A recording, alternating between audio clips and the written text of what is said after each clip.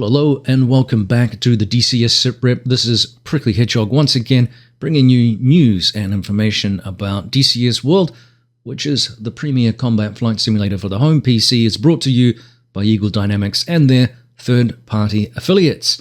Now, this week we saw the very exciting release, early access launch that is, of DCS Iraq, which I have to say is absolutely fantastic based on the early experiences that I've had, especially in VR.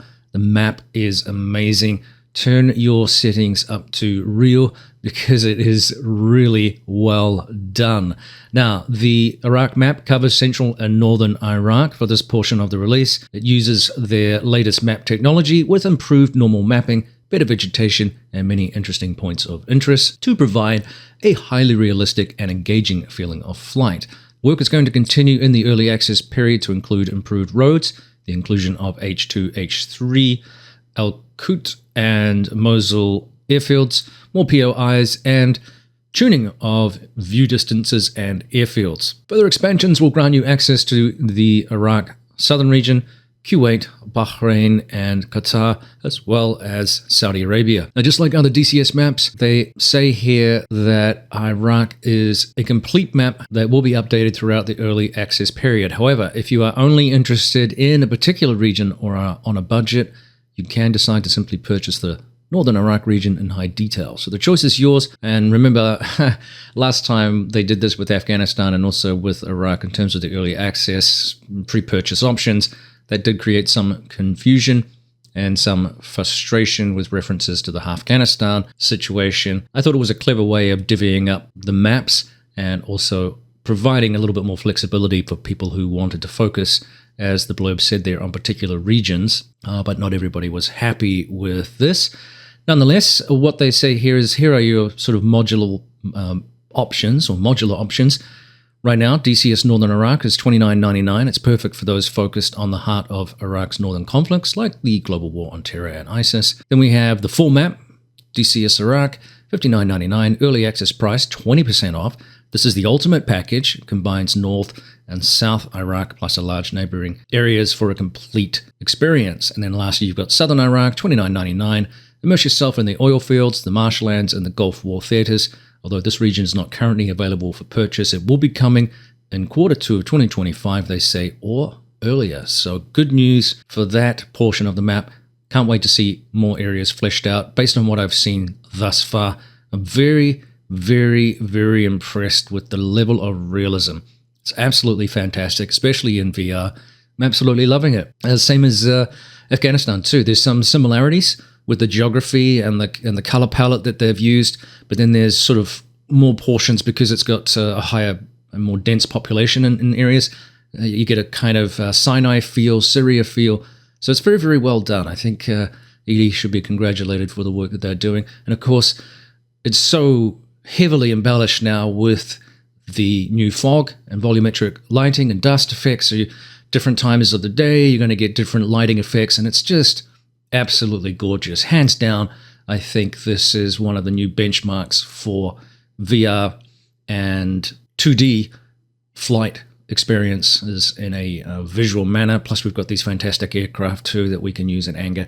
So lots of really good potential here for some interesting missions and campaign sets in the future. Now, while we talk about the future, let's talk about some updates too outside of the map. So ED went on to say that despite... That's enough from you, thank you very much. Despite this week's update being intermediate in nature, and it provided primarily for the launch of DCS Iraq, they and their third-party partners are and have been able to include some more valuable additional items in the build as well. So DCS Core, they said, several core engine fixes to improve stability and gameplay. Great. The resource managers now synchronize dynamically. Change the warehouse's resources for new clients. In VR, controllers no longer disappear after selecting the VR settings tab. Now remember, too, if you're a Pimax user like myself, they did update their interface recently, and there was also some device drivers as well that were updated. So do check that out. Don't forget to update your software. Now, moving on to the Chinook, the CH-47. This is an Eagle Dynamics product. Critical fix addresses engine shutdown issues when a second crew member joins a hot-started helicopter, ensuring a smoother multi-crew operation. Work continues on new autopilot functions. That's going to be handy. Supercarrier. Now, a player attempts to land without clearance no longer triggers unwanted flare launches from the carrier, removing an immersion braking behavior. Great. They strongly recommend contacting ATC first and following landing instructions to avoid deck crew instruction issues. Definitely a major improvement to the supercarrier, the plane directors, and the landing directors as well. So really cool stuff, but still some tweaks to do. Love what they did there in the last big update.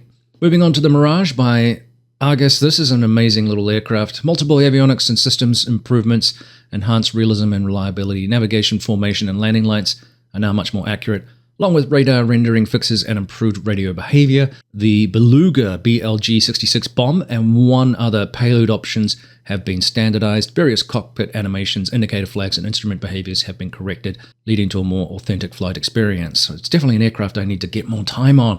Just love the work that they've done on that. It's a pretty looking aircraft, and I love the beefy sort of rear landing gear, and just the structure of it and the way the aircraft looks. It is a very, very cool looking aircraft, and again, one I need to spend more time in.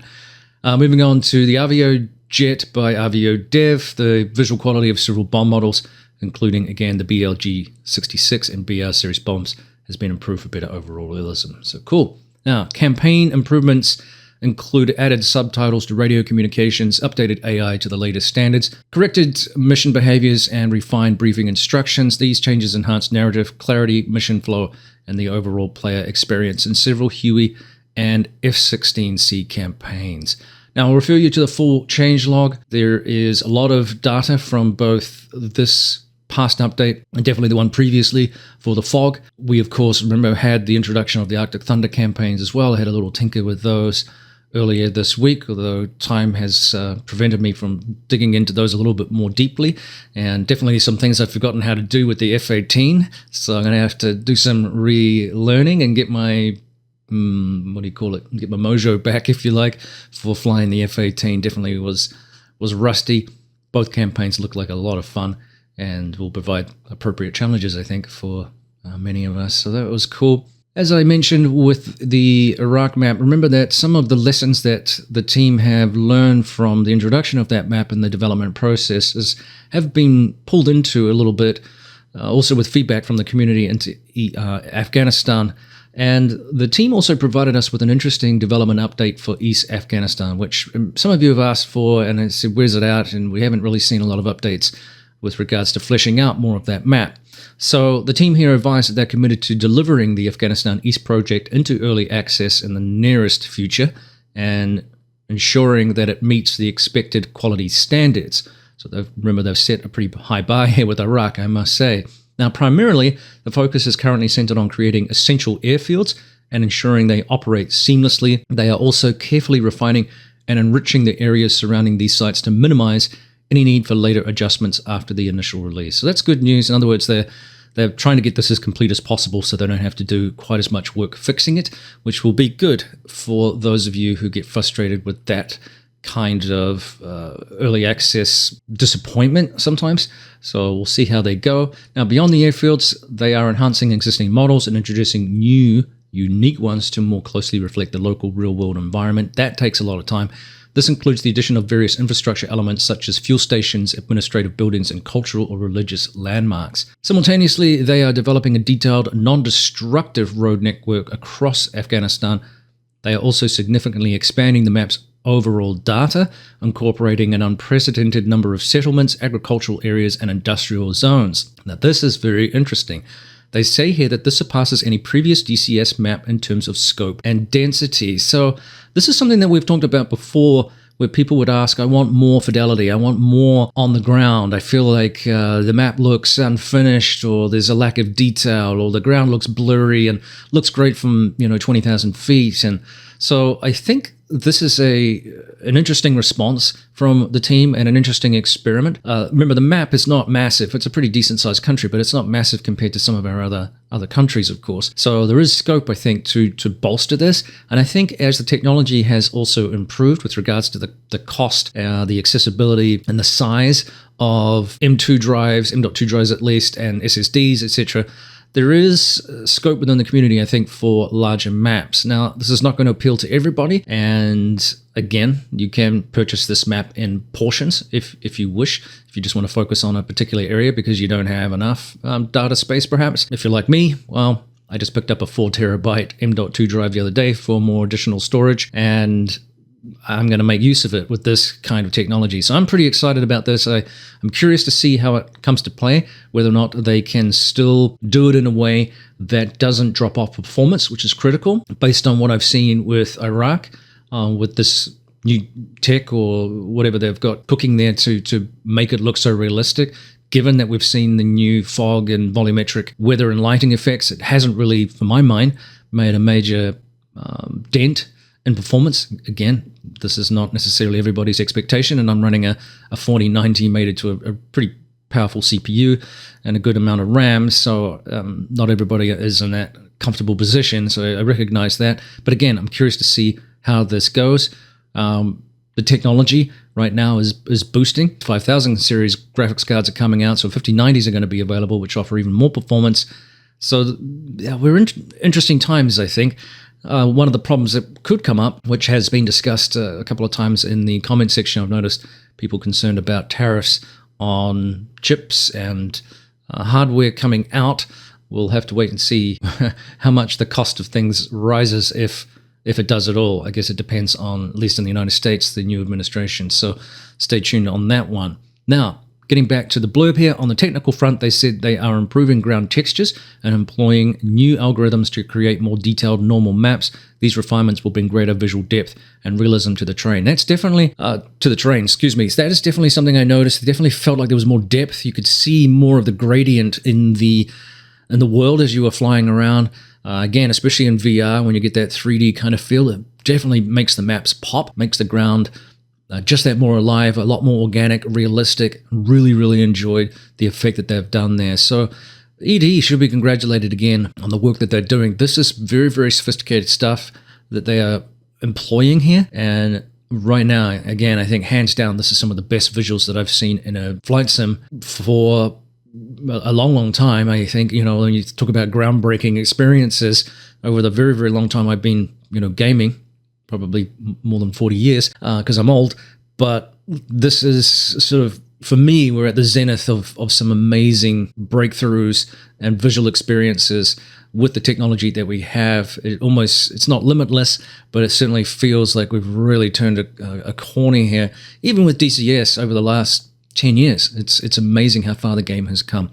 So definitely something to set up and take notice to. All right, lastly here, they say they're prepared to release the second part of the Afghanistan map. The entire project will benefit from an expanded main map area, albeit at a lower fidelity to support aircraft carrier operations. I didn't notice that before when I read through this blurb, because previously they said that they didn't have enough space to do it.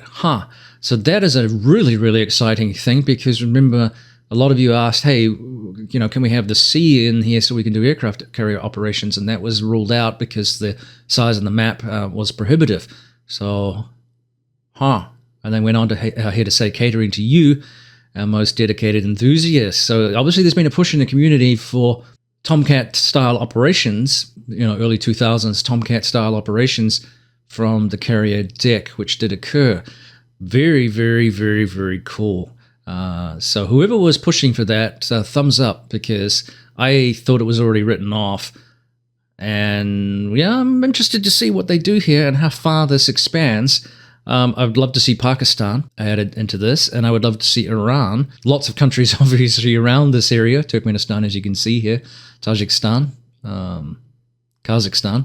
Is Kazakhstan up there? Uzbekistan, I think it is. Yeah, and then of course we've got a little portion of China in there as well. So it's a packed little area. We'll see.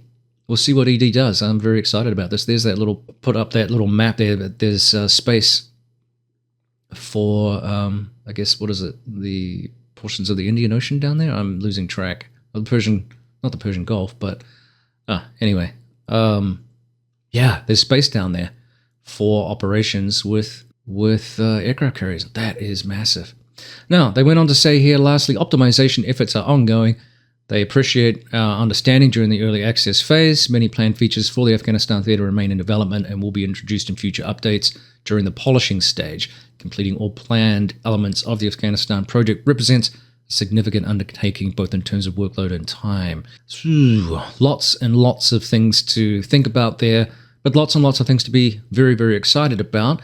And one of those is the huge winter sale right now, where you can expand your hangar with some modules at up to 50% off. Now, I'm going to go through all of these, but again, some of those savings include the Warthog, the A-10C2 tank killer, including the upgrade, helicopters like the Apache and the Black Shark 3, 50% off. Really cool. The Gazelle, Nevada, Persian Gulf, South Atlantic, and the Channel, 50% off.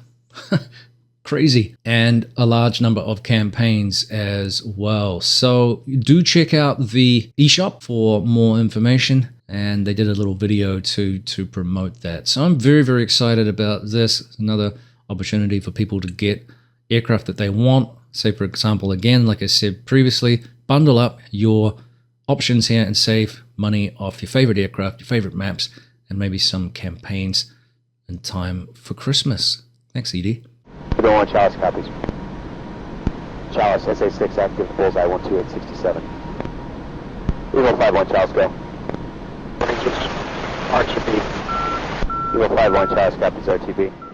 Well, moving to news that wasn't covered in the newsletter, and I've just been keeping an eye on the RAZBAM thing. Of course, we're waiting for Ron Zambrono to make some sort of official announcement, hopefully one that pertains to issues with the RAZBAM team and Eagle Dynamics. The ongoing struggle here, we're 8 months into this now from, April of this year. So it's been a challenging time, of course, for both teams. PR-wise, it's been bad, and of course, it's bad for us as consumers because we lose confidence in both ED and certainly RAZBAM. All right, a lot of people have expressed feeling cheated. A lot of people have expressed frustration, and it's disappointing. And obviously, certainly comments that I've seen and behind-the-scenes conversations that I've had, there's disappointment in this whole situation. Nobody's saying, hey, this was great, right? It's obviously had a detrimental effect on the standing that Eagle Dynamics and DCS in general, for both teams, have with the community, and that's a bad thing. But Ron Zambrono posted some interesting, I don't know, interesting is the word, but anyways, some I guess more cryptic kind of information about a Mirage 2000D, very early 3D looking images there, nothing tangible in terms of where that module is going to sit. Certainly doesn't look like it's going to be a DCS product. Is it going to be a Microsoft Flight Simulator 2024 product? Is it going to be, which a lot of people are hinting at, a Microprose product in conjunction with the BMS team? And there was some other stuff he published indicating that he is doing some BMS stuff. Now, if I was Microprose, to be perfectly Francis with you, I would probably be waiting to see if the RAZBAM team can ratify whatever conflict they have with ED before maybe taking on board that risk, maybe. I don't want to be unfair, but at least from an outside perspective, that's how I would consider it. Because if there isn't a resolution, you're taking on board a team that has some baggage, right? And without knowing all of the background, and we probably never will know the background, I've said this before, I imagine that if there is a resolution, which I'm hoping there will be, it will be subject to NDAs and some sort of other gagging, that no public announcement can be made about who was right, who was wrong, who did this, who did that. We will probably never get those details unless somehow one of the teams, they separate completely, and then any kind of embargo on discussion becomes, lifted, and people can talk candidly. I don't think we'll ever see that. What we will probably see is some sort of public announcement, either a joint statement or separate statements from each team saying, hey, we've ratified our issues. We're moving on, which was one of the statements, I think, from Ron Zambrano's brother early on the conflict. We're hoping to move on, turn the page, and let's get back to business. Of course, now it's been 8 months. It's a long time for those modules that we have in games sitting there basically undeveloped. So again, if I was Microprose, I'd be waiting for that resolution to occur. This could be one of the reasons why we don't, again, not trying to overly speculate, why we don't have a more tangible statement from RAZBAM. Yeah, wait and see. I wish him all the best. If he's going to go to Microprose or do whatever there, cool, no problem. There's some interesting products out there. I actually got a follow from Digital Image Design the other day who was still out there. I didn't realize the team was still around producing. Remember, they produced the Eurofighter EF 2000 way back in the 90s, which was one of my favorite games. So it's cool to see them still in the business. They put up again a kind of little message about something that they were working on, and I'm intrigued. So again, I think, variety in the ecosystem is good for all of the teams. It's a very, very complex and challenging market, I think, and ED has a very high bar for the modules that it produces, these high-fidelity modules, the F-18, the F-16, the Apache. These are complex modules that require a lot of time to get to grips with. Now we're going to see things like the Eurofighter from Heatblur. We've seen how difficult even the Phantom II is from Heatblur. Again, so there's these pillars of very complex aircraft. So anybody coming into this game has their work cut out, I have to say, but I'm still happy to see some of these teams producing content and producing games that maybe distract us from some of the things that we do in DCS world, just like it was for Microsoft Flight Simulator. And I've flown it and I haven't really gone back to it for a while because I've been distracted by the amazing work that ED's done with both the Afghanistan map and more recently, of course, the Iraq map. Thank you once again for tuning in. I'm going to let the map do some talking here, I hope. And I just want to thank everyone for the likes, the subscribes. Please continue to do that. Those memberships really do help with the survival of the channel. So thank you. Appreciate the comments in the comment section below, so do comment, and we'll see you next time on the DCS SITREP. Yeah.